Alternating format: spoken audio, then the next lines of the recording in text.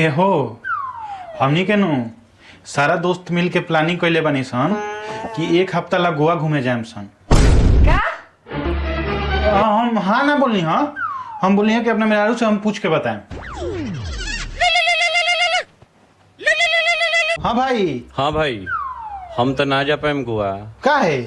अरे यार हम का बताई, हमार मेहरारू एक नंबर के चुड़ैल भी कहीं हम जाए के कहे नी नू तो लागे ले हमरा से लड़े झगड़ा करे। लेकिन तोर तो ठीक बा भाई, भाभी जी तो मानिए गल हुई साक्षात लक्ष्मी बारी उनका जिसन देवी तो पूरा संसार में नहीं खे भाई।